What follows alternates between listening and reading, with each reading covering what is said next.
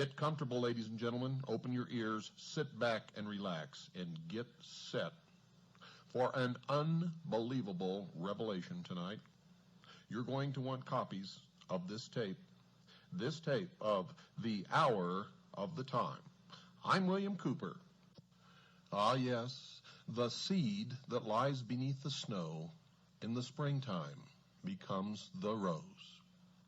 I'm going to begin tonight's broadcast, ladies and gentlemen, by reading a portion of the introduction of a book entitled Born in Blood by John J. Robinson, The Lost Secrets of Freemasonry.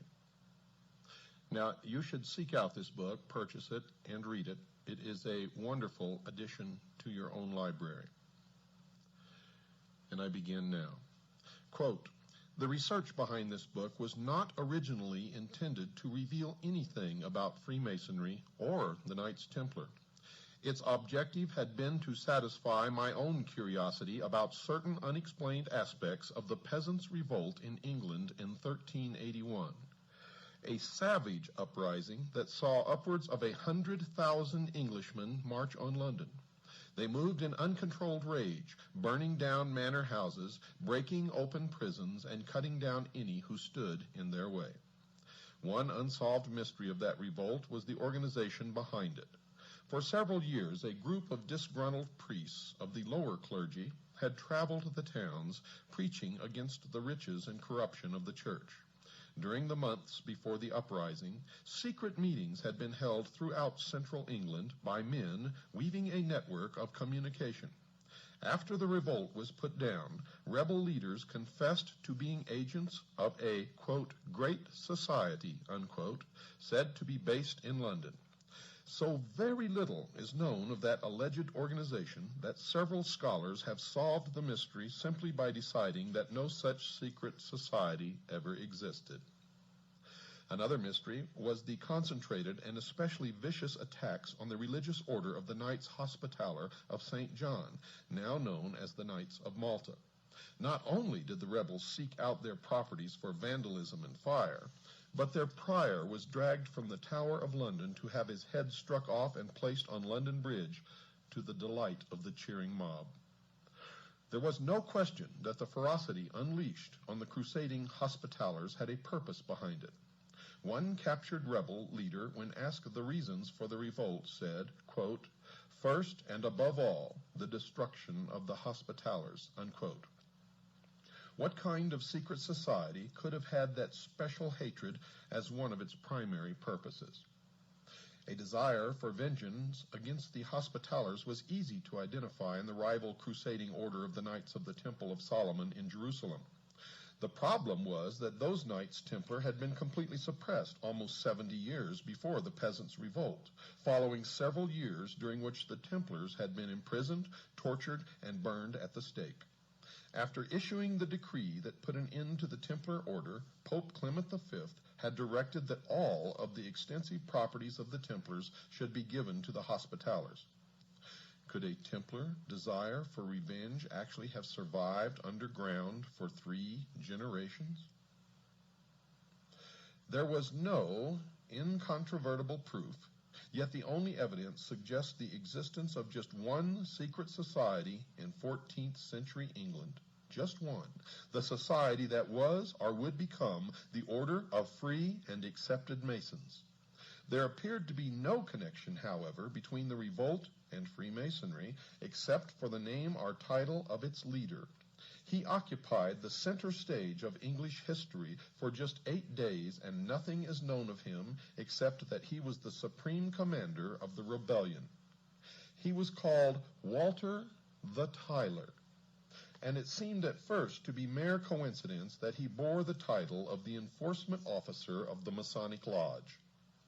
In Freemasonry, the Tyler, who must be a master mason, is the sentry, the sergeant-at-arms, and the officer who screens the credentials of visitors who seek entrance to the lodge. In remembrance of an earlier, more dangerous time, his post is just outside the door of the lodge room, where he stands with a drawn sword in his hand even to this day. I was aware that there had been many attempts in the past to link the Freemasons with the Knights Templar, but never with success. The fragile evidence advanced by proponents of that connection had never held up, sometimes because it was based on wild speculation, and at least once because it had been based on a deliberate forgery. But despite the failures to establish that link, it just will not go away, and the time-shrouded belief in some relationship between the two orders remains as one of the more durable legends of Freemasonry. That is entirely appropriate, because all of the various theories of the origins of Freemasonry are legendary. Not one of them is supported by any universally accepted evidence. Here I break from reading from the introduction of the book and interject a comment here. There was never any universally accepted evidence until you hear what you're going to hear tonight, produced by John Galt, an agent of the Citizens Agency for Joint Intelligence. The connection, dear listeners, is in the genealogy of the families of the elite. You are going to be amazed, and now I continue from the introduction to Born in Blood. I was not about to travel down that time-worn trail and decided to concentrate my efforts on digging deeper into the history of the Knights Templar to see if there was any link between the suppressed knights and the secret society behind the Peasants' Revolt. In doing so, I thought that I would be leaving Freemasonry far behind, and I couldn't have been more mistaken. Like anyone curious about medieval history, I had developed an interest in the Crusades, and perhaps more than just an interest. Those holy wars hold an appeal that is frequently as romantic as it is historical, and in my travels I had tried to drink in the atmosphere of the narrow defiles in the mountains of Lebanon through which Crusader armies had passed, and had sat staring at the castle ruins around Sidon and Tyre, trying to hear the clashing sounds of attack and defense. I had marveled at the walls of Constantinople, and had strolled the arsenal of Venice, where Crusader fleets were assembled. I had sat in the round church of the Knights Templar in London, trying to imagine the ceremony of its consecration by the Patriarch of Jerusalem in 1185, more than 300 years before Columbus set sail west to the Indies. The Templar Order was founded in Jerusalem in 1118 in the aftermath of the First Crusade. Its name came from the location of its first headquarters on the site of the ancient Temple of Solomon. Helping to fulfill a desperate need for a standing army in the Holy Land, the Knights of the Temple soon grew in numbers, in wealth, and in political power. They also grew in arrogance, and their Grand Master, de Radfort, was a key figure in the mistakes that led to the fall of Jerusalem in 1187. The Latin Christians managed to hold on to a narrow strip of territory along the coast, where the Templars were among the largest owners of the land and the fortifications. Finally, the enthusiasm for sending men and money to the Holy Land waned among the European kingdoms, which were preoccupied with their own wars against each other. By 1296, the Egyptian Sultan was able to push the resident Crusaders along with the military orders into the sea. The Holy Land was lost, and the defeated Knights Templar moved their base to the island kingdom of Cyprus, dreaming of yet one more crusade to restore their past glory. As the Templars planned a new crusade against the infidel, King Philip IV of France was planning his own private crusade against the Templars. He longed to be rid of his massive debts to the Templar Order, which had used its wealth to establish a major international banking operation. Philip wanted the Templar treasure to finance his continental wars against Edward I of England. After 2 decades of fighting, England on one side and the Holy Roman Church on the other, 2 unrelated events gave Philip of France the opportunity he needed. Edward I died, and his deplorably weak son took the throne of England as Edward II. On the other front, Philip was able to get his own man on the throne of Peter as Pope Clement V. When word arrived on Cyprus that the new pope would mount a crusade, the Knights Templar thought that their time of restoration to glory was at hand. Summoned to France, their aging Grand Master, Jacques de Molay, went armed with elaborate plans for the rescue of Jerusalem. In Paris, he was humored and honored until the fatal day. At dawn on Friday, the 13th of October, in the year 1307, every Templar in France was arrested and put in chains on Philip's orders. Their hideous torture for confessions of heresy began immediately. When the Pope's orders to arrest the Templars arrived at the English court, young Edward II took no action at all. He protested to the pontiff that the Templars were innocent. Only after the Pope issued a formal bull on November the 22nd in the year 1307 was the English king forced to act. In January, in the year 1308, Edward finally issued orders for the arrest of the Knights Templar in England, but the 3 months of warning had been put to good use. Many of the Templars had gone underground, while some of those arrested managed to escape. Their treasure, their jeweled reliquaries, even the bulk of their records, had totally disappeared. In Scotland, the papal order was not even published. Under those conditions, England, and especially Scotland, became targeted havens for fugitive Templars from continental Europe, and the efficiency of their concealment spoke to some assistance from outside, or from each other. The English throne passed from Edward II to Edward III, who bequeathed the crown to his 10-year-old grandson, who, as Richard II watched from the Tower as the peasants' revolt exploded throughout the city of London.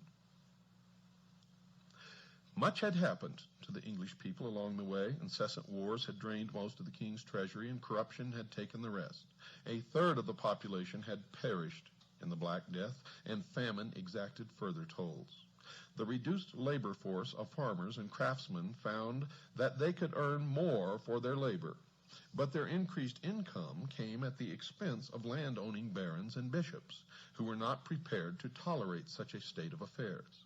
Laws were passed to reduce wages and prices to pre-plague levels, and genealogies were searched to reimpose the bondage of serfdom and villeinage on men who thought themselves free. The king's need for money to fight his French wars inspired new and ingenious taxes. The oppression was coming from all sides, and the pot of rebellion was brought to the boil. Religion didn't help either. The landowning church was as merciless a master as the landowning nobility. Religion would have been a source of confusion for the fugitive Templars as well. They were a religious body of warrior monks who owed allegiance to no man on earth except the Holy Father, according to the Holy Father, but according to the Templars in secret, their allegiance was only to themselves. When their Pope turned on them, chained them, beat them, he broke their link with God. In 14th century Europe, there was no pathway to God except through the Vicar of Christ on earth. If the Pope rejected the Templars, and the Templars rejected the Pope, they had to find a new way to worship their God, at a time when any variation from the teachings of the established church was blasted as heresy. That dilemma called to mind the central tenet of Freemasonry, which requires only that a man believe in a supreme being, with no requirements as to how he worships the deity of his choice. In Catholic Britain, such a belief would have been a crime, but it would have accommodated the fugitive Templars who had been cut off from the universal church. In consideration of the extreme punishment for heresy, such an independent belief also made sense of one of the more mysterious of Freemasonry's old charges, the ancient rules that still govern the conduct of the fraternity. The charge says that no Mason should reveal the secrets of a brother that may deprive him of his life and property. That connection caused me to take a different look at the Masonic old charges. They took on new direction and meaning when viewed as a set of instructions for a secret society created to assist and protect fraternal brothers on the run and in hiding from the church. That characterization made no sense in the context of a medieval guild of stonemasons, the usual claim for the roots of Freemasonry. It did make a great deal of sense, however, for men such as the fugitive Templars, whose very lives depended upon their concealment. Nor would there have been any problem in finding new recruits over the years ahead. There were to be plenty of protesters and dissidents against the church among future generations. The rebels of the peasants' revolt proved that when they attacked abbeys and monasteries, and when they cut the head off the Archbishop of Canterbury, the leading Catholic prelate in England. The fugitive Templars would have needed a code such as the old charges of Masonry, but the working stonemaces clearly did not. It had become obvious that I needed to know more about the ancient order of free and accepted Masons. The extent of the Masonic material available at large public libraries surprised me, as did the fact that it was housed in the Department of Education and Religion. Not content with just what was generally available to the public, I asked to use the library in the Masonic Temple in Cincinnati, Ohio. By the way, folks, Cincinnati, Ohio is an extremely important location in this country, the United States. I told the gentleman there that I was not a Freemason, but wanted to use the library as part of my research for a book that would probably include a new examination of the Masonic order. His only question to me was, quote, "Will it be fair?" unquote. I assured him that I had no desire or intention to be anything other than fair, to which he replied, quote, "Good enough," unquote. I was left alone with the catalog and the hundreds of Masonic books that lined the walls. I also took advantage of the publications of the Masonic Service Association at Silver Springs, Maryland. Later, as my growing knowledge of Masonry enabled me to sustain a conversation on the subject, I began to talk to Freemasons. At first, I wondered how I would go about meeting 15 or 20 Masons, and if I could meet them, would they be willing to talk to me? The first problem was solved as soon as I started asking friends and associates if they were Masons. There were 4 in one group I had known for about 5 years, and many more among men I had known for 20 years and more, without ever realizing that they had any connection with Freemasonry.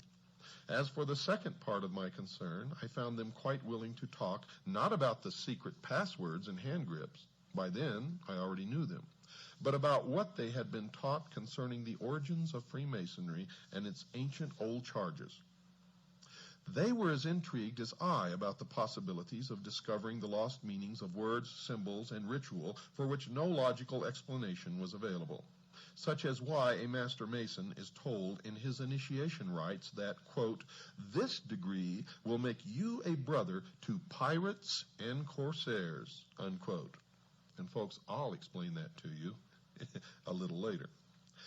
We agreed that unlocking the secrets of those Masonic mysteries would contribute most to unearthing the past, because the loss of their true meanings had caused the ancient terms and symbols to be preserved intact, less subject to change over the centuries or by adaptations to new conditions. Among those lost secrets were the meanings of words used in the Masonic rituals, words like Tyler, Cohen, Dugard, and Jewess. Masonic writers have struggled for centuries without success to make those words fit with their preconceived conviction that Masonry was born in the English-speaking guilds of medieval stonemasons. Now, I would test the possibility that there was indeed a connection between Freemasonry and the French-speaking Templar order by looking for the lost meanings of those terms, not in English, but in medieval French. The answers began to flow, and soon a sensible meaning for every one of the mysterious Masonic terms was established in the French language. It even provided the first credible meaning for the name of Hiram Abiff, the murdered architect of the Temple of Solomon, who is the central figure of Masonic ritual. The examination established something else as well. It is well known that in 1362 the English courts officially changed the language used for court proceedings from French to English. So the French roots of all the mysterious terms of Freemasonry confirmed the existence of that secret society in the 14th century, the century of the Templar suppression and the peasants' revolt. With that encouragement, I addressed other lost secrets of Masonry: the circle and mosaic pavement on the lodge room floor, gloves and lambskin aprons, the symbol of the compass and the square, even the mysterious legend of the murder of Hiram Abiff. The rule, customs, and traditions of the Templars provided answers to all of those mysteries. Next came a deeper analysis of the old charges of ancient Masonry that define a secret society of mutual protection. What the, quote, lodge, unquote, was doing was assisting brothers in hiding from the wrath of church and state, providing them with money, vouching for them with the authorities, even providing the, quote, lodging, unquote, that gave Freemasonry the unique term for its chapters and their meeting rooms. There remained no reasonable doubt in my mind that the original concept of the secret society that came to call itself Freemasonry had been born as a society of mutual protection among fugitive Templars and their associates in Britain, men who had gone underground to escape the imprisonment and torture that had been ordered for them by Pope Clement V. Their antagonism toward the church was rendered more powerful by its total secrecy. The suppression of the Templar order appeared to be one of the biggest mistakes the Holy See has ever made. In return, Freemasonry has been the target of more angry papal bulls and encyclicals than any other secular organization in Christian history. Those condemnations began just a few years after Masonry revealed itself in 1717 and grew in intensity, culminating in the bull Humanum Genus, promulgated by Pope Leo XIII in 1884. In it, the Masons are accused of espousing religious freedom, the separation of church and state, the education of children by laymen, and the extraordinary crime of believing that people have the right to make their own laws and to elect their own government. Quote, according to the new principles of liberty, unquote.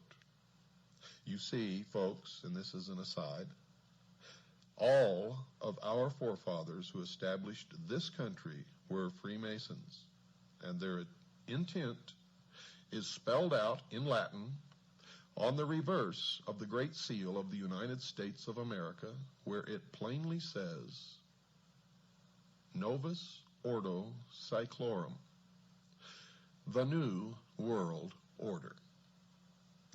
And I will interpret all of the meaning of the symbols on that great seal according to their true meaning, and not the meaning that you will read in certain disinformation books written by Freemasons to steer you down the wrong road.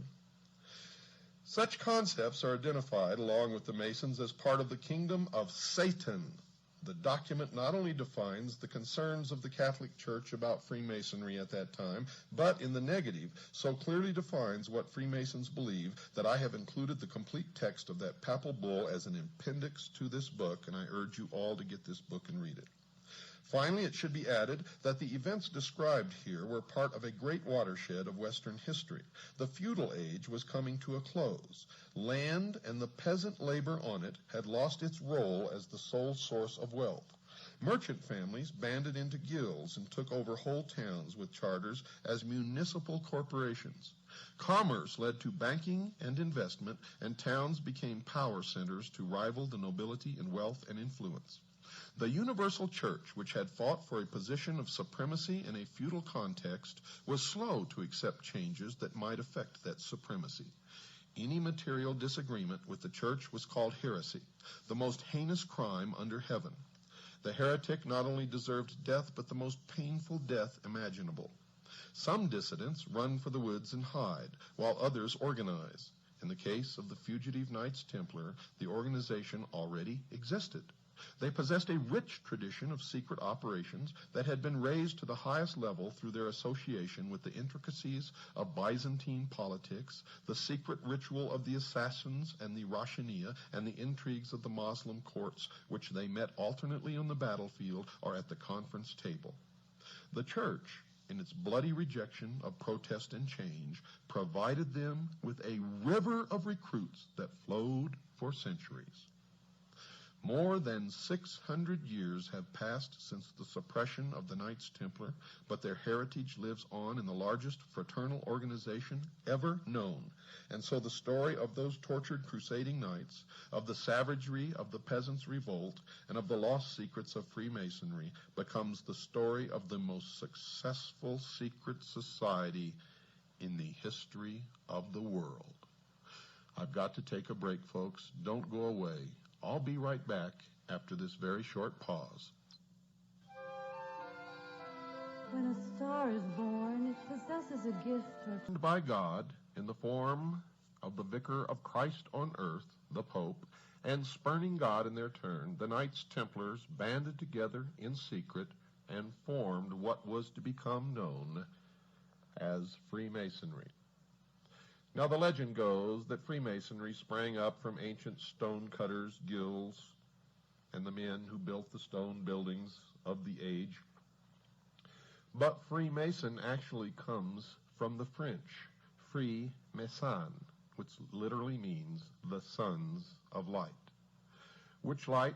Well, certainly in researching the problem, it is not the light of Christ. It is the light of the fallen angel of light. For when they were forsaken by the church, by Christ's vicar on earth, the Pope, they spurned God and turned to Lucifer. They held to the Luciferian philosophy that the gift of intellect by Lucifer through his agent Satan would in its turn make man God. These men were always on the run. They took the hidden Templar wealth and built a financial empire that stands to this day as the most powerful on the earth.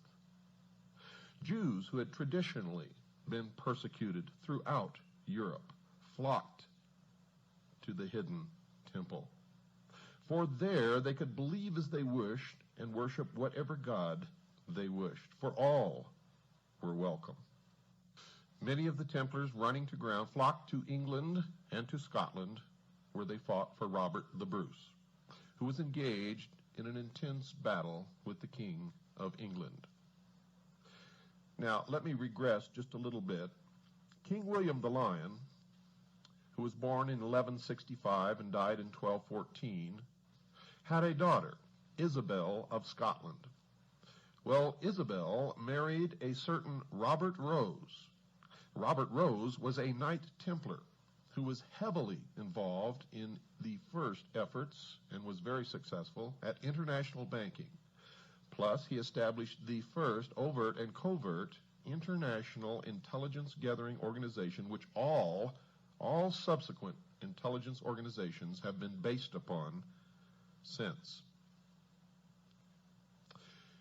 His son, Sir William Roos, and his daughter, Lucy Roos, figure prominently in the story to follow. Lucy married Sir Robert Plumpton. They sired two children, Sir William Plumpton and Alice Plumpton. During this period of time, this family, as the Knights Templar were going to ground, and the male progeny of this family always followed their father's footsteps and entered into the order. They established in secret the Scottish rite of Freemasonry, and may have had a significant role in the establishment, for intelligence reasons, of the order known as the Ancient Order of the Rose and Cross. Now, Alice Plumpton married Sir John Boteler. They gave birth to a daughter, Alice Boteler, who then married John Gerard, who had a child, Constance, who married Sir Alex Standish. The following children issued from that marriage: Ralph Standish, Sir Alex Standish, Roger Standish, and Alice Standish, who then married James Prescott. The children of this marriage were Roger Prescott, Ralph Prescott, John Prescott, and Captain Jonathan Prescott. Jonathan Prescott married Rebecca Buckley. They had two children, Abel Prescott and Lucy Prescott, and Lucy married Jonathan Fay. They sired three children, Samuel Prescott Phillips Fay, Samuel Howard Fay, and Harriet Eleanor Fay.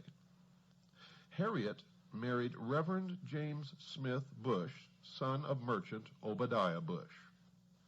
Their son, Samuel Prescott Bush, became the president of Buckeye Steel Castings Company of Ohio, a pioneer family of Franklin, Ohio, between Dayton and Cincinnati, and was one of the members of the Golden Circle and Order of the Quest, also known as the Jason Society, which gave issue to most of the political elite of the United States of America, who are, by the way, all, and I mean all without exception, related to each other. Now, Samuel Prescott Bush married, and his son Prescott Bush became a U.S. Senator from Connecticut, the director of Prudential Insurance, the director of CBS, a partner in Brown Brother Harriman, chairman National Republican Finance Committee, funds placed in Merrill Lynch accounts in Switzerland under the guidance of Donald Reagan. When he married, that marriage gave issue to the following: Prescott Bush II, an investment banker indicted for fraudulent banking practices; George Bush, chairman of Zapata Oil from 1963 to 64, chairman of the Republican Party, Harris County, Texas, when John F. Kennedy was killed, delegate to the GOP National Convention, 1964, 1968 member of the 90th and 91st Congress from Texas.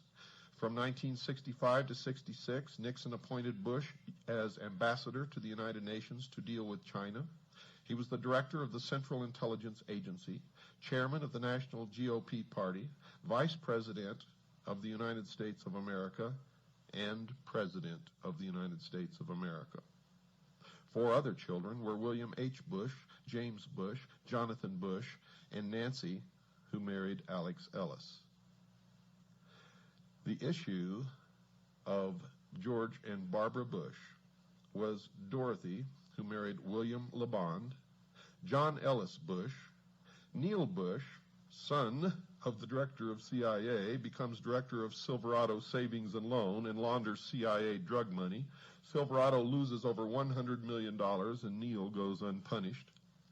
And the 2 other children, Marvin Pierce Bush and George Bush II. Folks, this intelligence was gathered by one of our agents, codenamed John Galt, who spent literally years in dusty libraries and books of genealogy. And I'm not going to tell you which libraries or how he arrived at this information, but it has been checked. It is absolutely accurate, and this is just one portion of the pedigree of George Bush, who's literally related to most of the royal families of Europe. Now, you can have a copy of this chart if you want it. I'll tell you how to get it later, so have your pencils and paper ready. And I'm going to tell you exactly where the money goes. 1/2 of the money goes to help pay for the airtime here. The other half goes to our agent, John Galt, to pay for the years of toil in dusty library books that nobody ever looks in, tracing genealogy. And folks, this is only one of the charts that he has furnished to us, along with other agents of the Citizens Agency for Joint Intelligence who are engaged in the exact same research. And we have found that our most productive connections of the secret societies, the royal families, and what's happening in the world today is through genealogy. We have found a direct connection between the Peasants' Rebellion in England, the French Revolution, the Ronald Reagan and George Bush political campaign, and the George Bush political campaign. As far as the Peasants' Rebellion goes, the Encyclopedia Britannica calls it a, quote, curiously spontaneous rebellion. Barbara Tushman, in her 14th century history, A Distant Mirror, said that the rebellion spread, quote, with some evidence of planning. Winston Churchill went even further.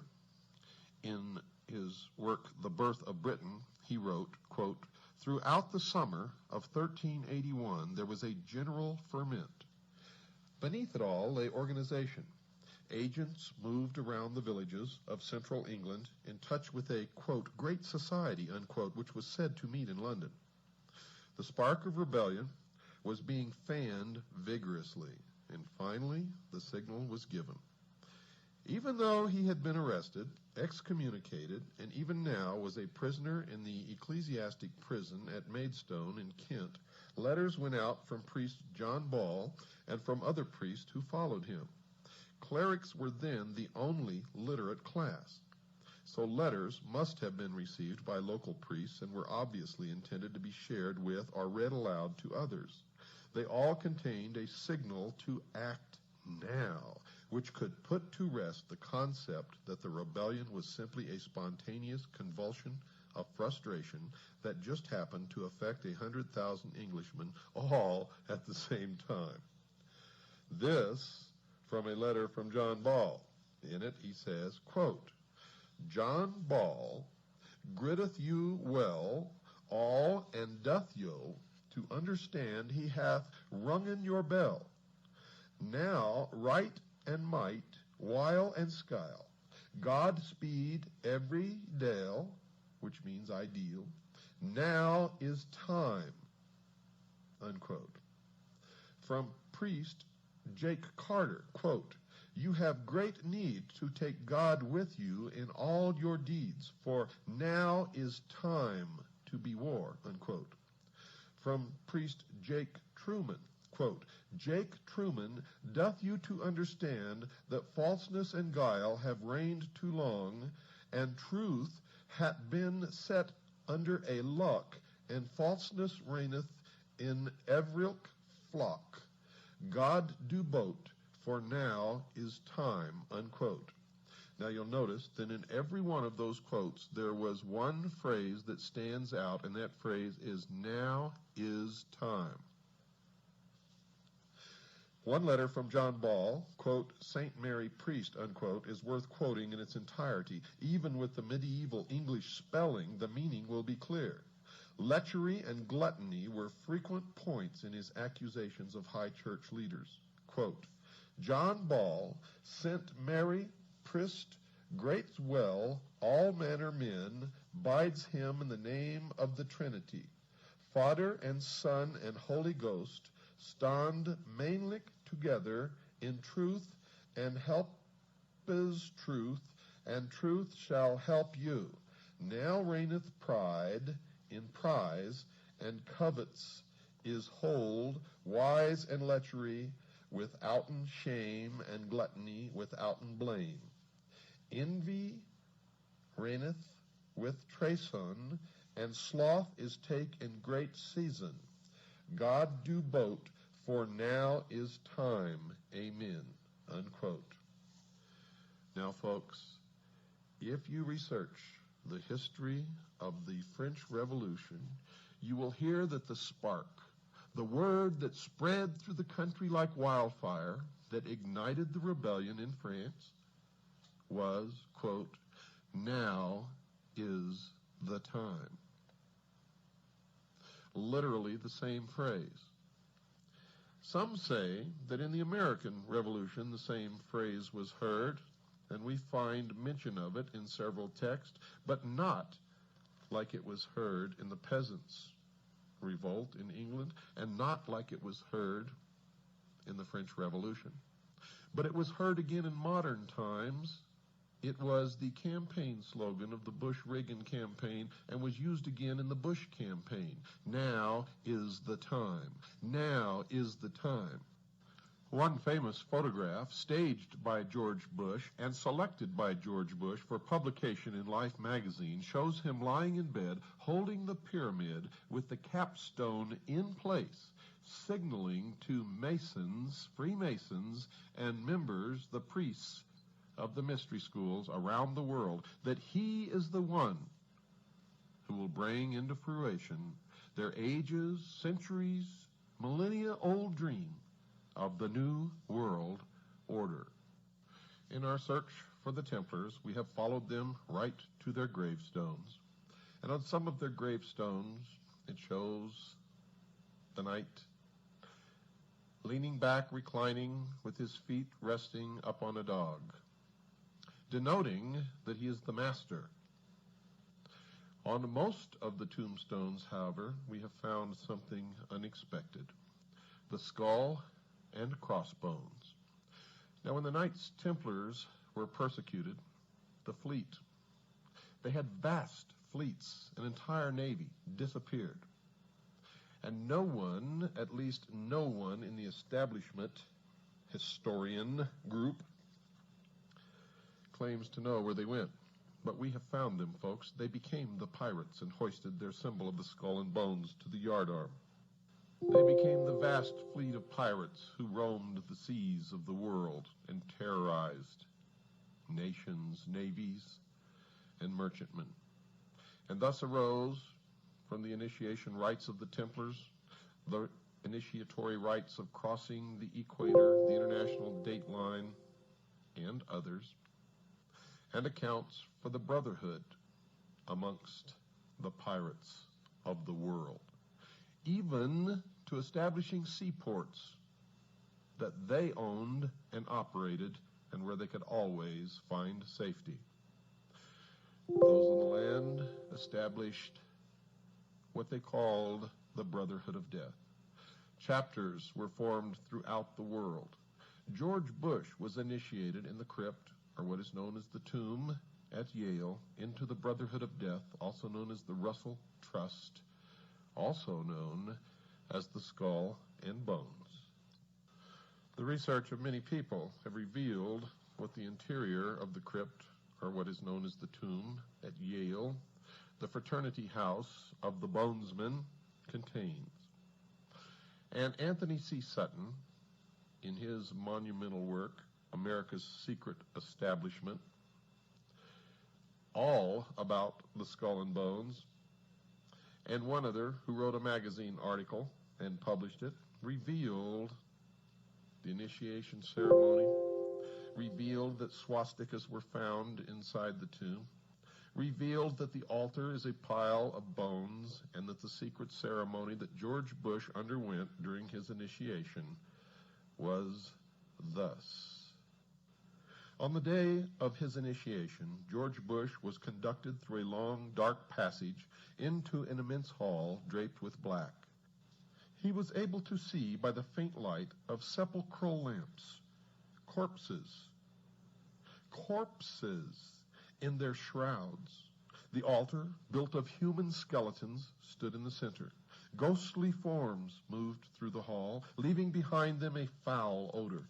At length, two men dressed as specters appeared and tied a pink band of ribbon smeared with blood around his forehead. Upon this was an image of the Lady of Loretto.